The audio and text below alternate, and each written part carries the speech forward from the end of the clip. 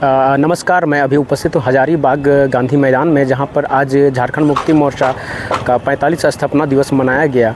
स्थापना दिवस में झारखंड के पूर्व मुख्यमंत्री हेमंत सोरेन की पत्नी कल्पना सोरेन मुख्य अतिथि के रूप में शामिल हुए। वहीं इस झमुमो के कई विधायक उपस्थित थे। आप देख सकते हैं हमारे पीछे जिस प्रकार से मनाया गया था। आराम से एक जन कोई पूछे। हाँ जी, क्या कहेंगे, कैसा रिस्पांस मिल रहा है पूरे राज्य भर में?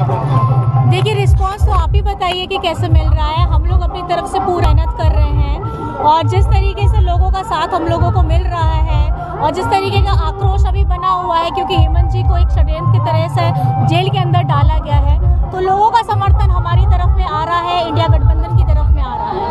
हेमंत जी की स्थिति कैसी है, क्या बोला उन्होंने आपसे? देखिए, स्थिति तो मैं क्या कह सकती हूँ कि एक नेता का घर अपना जनता होता है। जनता से दूर है, तकलीफ बहुत ज़्यादा है।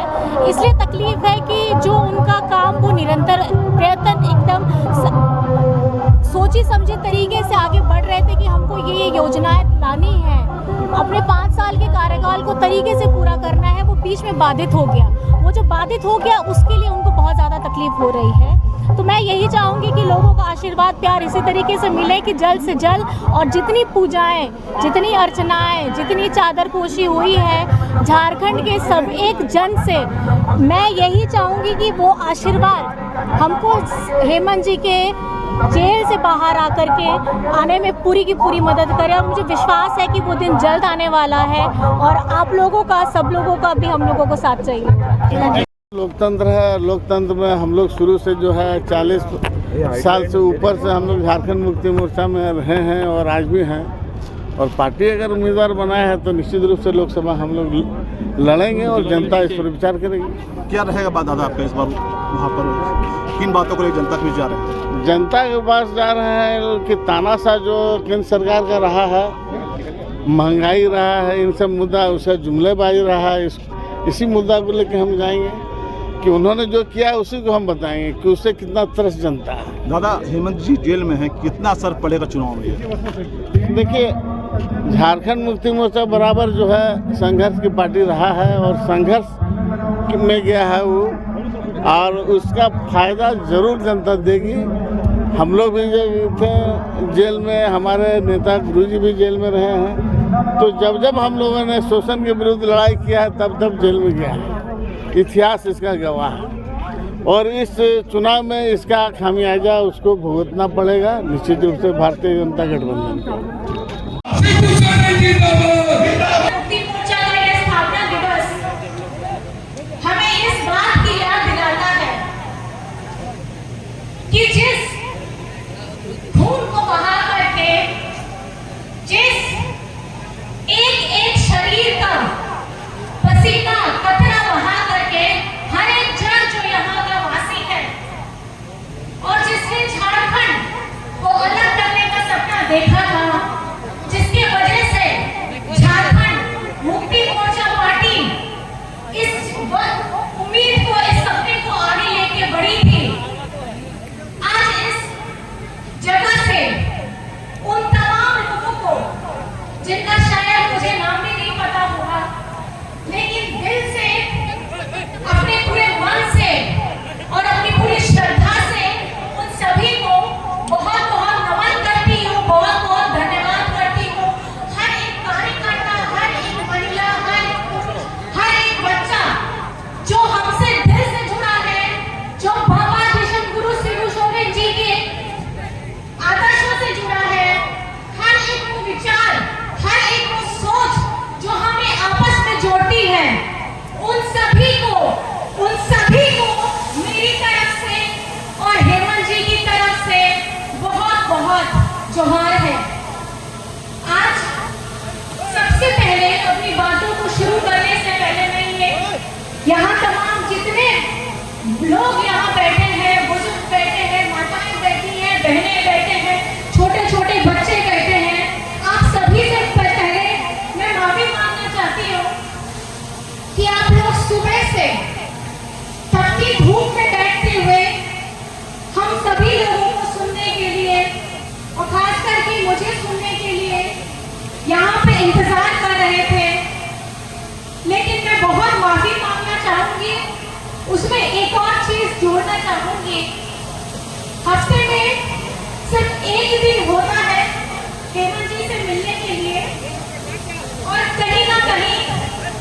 वो दिन आज का हो गया।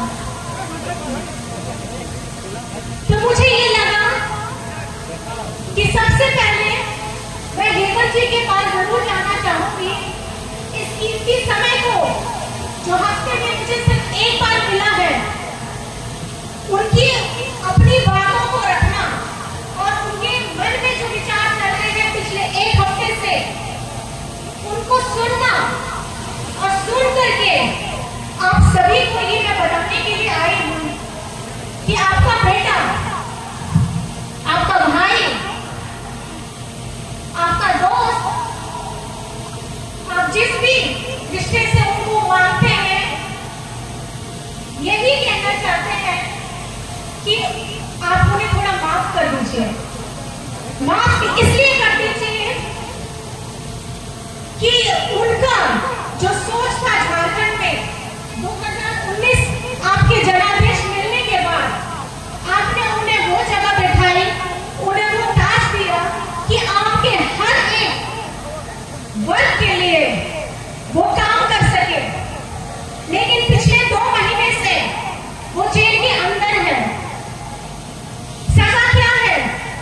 सजा सिर्फ हेमंत जी को इसलिए दिया गया है क्योंकि वो अपने गरीब जनता के लिए काम करना चाहते थे। उनके सारे के सारे कार्यक्रम जन कल्याण के लिए होते थे। आपका कोई भी वर्ग हो, स्टूडेंट हो, महिला वर्ग हो, बुजुर्ग हो, आप अगर देखेंगे यहाँ पे पूरी लड़ी लग जाएगी सारी योजनाओं की जो पूरे झारखंड में, झारखंड में सब जगह में फैलाई गई है। और ये सिर्फ पिछले 4 सालों में पूर्ण बहुमत आने के बाद, हमारे गठबंधन के आने के बाद और आप लोगों के आशीर्वाद के बाद ये हुआ था। लेकिन हमारे जो तानाशाह लोग बैठे हैं, केंद्र में बैठे हैं, उनको कतई पसंद नहीं आता है कि कोई भी आदिवासी, दलित, अल्पसंख्यक, वंचित समाज से अगर उभरता हुआ कोई आदमी आ रहा है और अपने झारखंड के विकास के लिए काम करना चाहता है, तो इन लोगों से बर्दाश्त नहीं होता है। झारखंड में पहले भी सरकारें नहीं है, लेकिन सबसे ज्यादा सरकार जो समय लिया है वो भाजपा ने लिया था। इनको यही डर था कि पिछले 20 सालों से इनसे कोई काम नहीं हुआ। आज एक आदिवासी मुख्यमंत्री आके बैठ गया है, अरे ये तो बोका है, इससे कुछ ना होगा।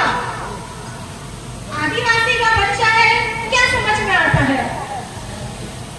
कुछ समझ में नहीं आता।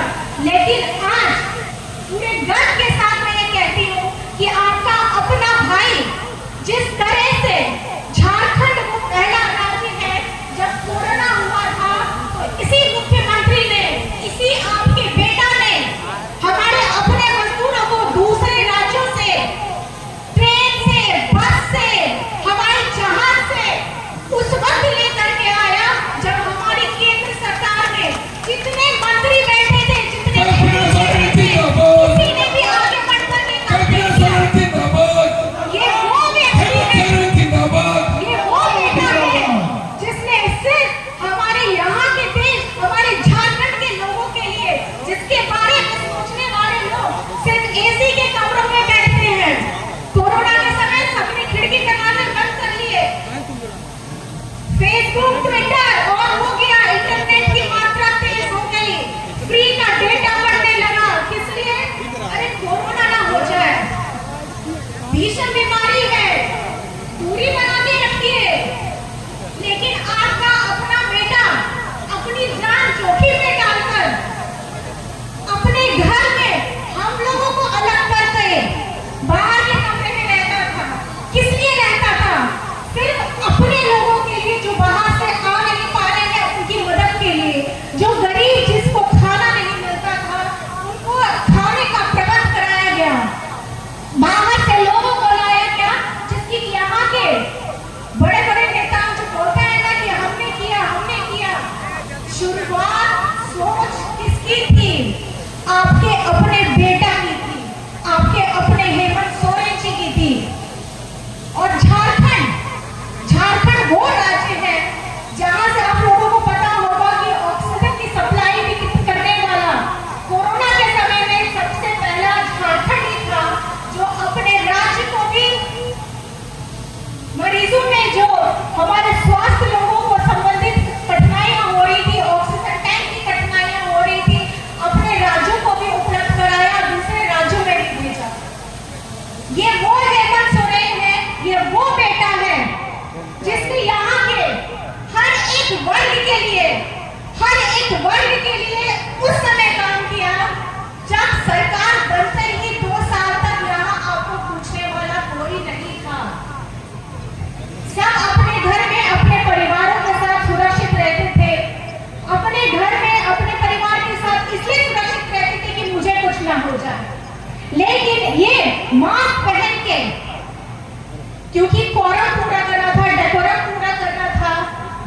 अगर मुख्यमंत्री उस समय वो मास्क नहीं पहनेगा तो बाकी कोई भी नहीं पहनेगा। सब उनको देखते थे, उनको करते थे कि वो किस तरीके से जा रहे हैं, बाकी कोई भी। अगर मेरा ये कहना है कि एक इंसान जिसको अपनी जान की परवाह नहीं, इसलिए परवाह नहीं क्योंकि उसका खुद का अपना राज्य, भूखे न सोए, अपनों से बिछड़ने का तकलीफ न सहे, ऐसा इनको बिल्कुल बर्दाश्त नहीं था। क्योंकि खून इनका डीएनए आदिवासी वाला है और खुशनसीब है हम क्योंकि इनके पिताजी विश्वगुरु शिबू सोरेन जी हैं, जिन्होंने नंगे पांव बिना किसी संसाधन के साथ उस समय में महाजनों के खिलाफ अपना मोर्चा खोला था, जब उनके आगे पीछे चलने वाला कोई नहीं था। बहुत छोटी सी उम्र थी, 15-16 साल की उम्र नहीं होगी, जब उनके पिताजी को शरीर से एकदम काट करके रख दिया गया क्योंकि वो अपनी आवाज को बुलंद करते थे। ये झारखंड ऐसा राज्य हो गया है कि हमें हर वक्त हर जगह सिर्फ संघर्ष करना पड़ता है और केंद्र सरकार आज भी हमारे साथ वही कर रही है। झारखंड 2019 में जब गठबंधन की सरकार बनी, यही केंद्र सरकार ने हमारे साथ हमारे झारखंड को एकदम सौतेला बेटा जैसा फेंक के रख दिया। जहां भाजपा शासित राज्य है वहां सारी योजनाएं सेंट्रल से सब जाती थी।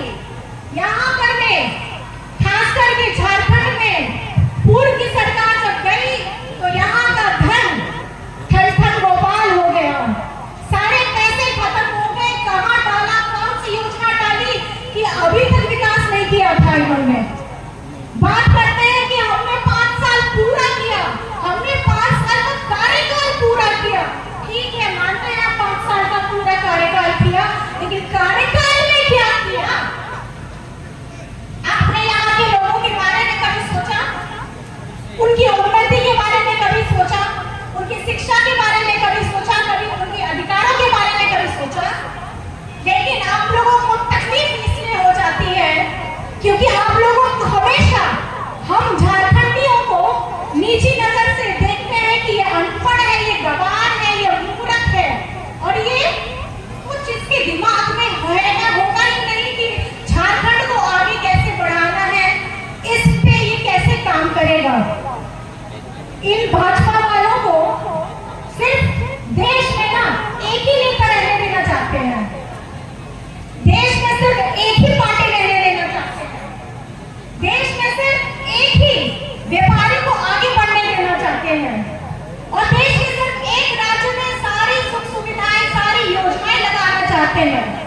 एक राज्य की भाषा संस्कृति को ज्यादा उन्नति देना चाहते हैं, लेकिन यही एक रट लगाने वाले लोगों को हमारे इस देश में एक समान न्यूनतम मजदूरी लगाने में दिक्कत है, एक समान शिक्षा उपलब्ध कराने में इनको दिक्कत है, एक समान नजर से इस देश के सारे राज्यों को देखने में दिक्कत है और साथ ही साथ हमारे जितने अधिकार हैं, जितने हक हैं, उनको एक समान से देने में भी इनको दिक्कत है। बात ये लोग बहुत बड़ी करते हैं, लेकिन होता है सिर्फ ठन गोपाल। मेरा सिर्फ प्रश्न आपसे इतना रहेगा, आने वाला समय चुनाव है, आप इस चुनाव में अपने वोटों का सही इस्तेमाल करिए क्योंकि ये 5 साल में एक बार आता है। ये जो तानाशाह ताकत आपके सामने खड़ी है केंद्र सरकार, झारखंड को सौतेला बेटा बना ही दिया है।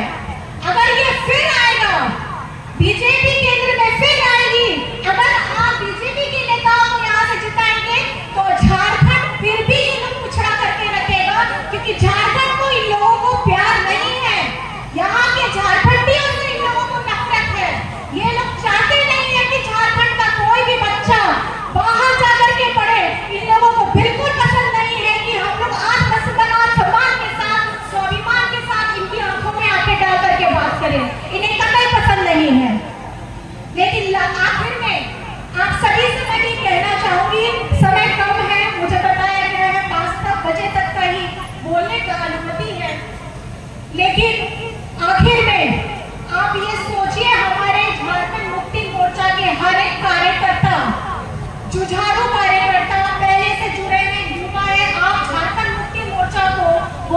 दीजिए,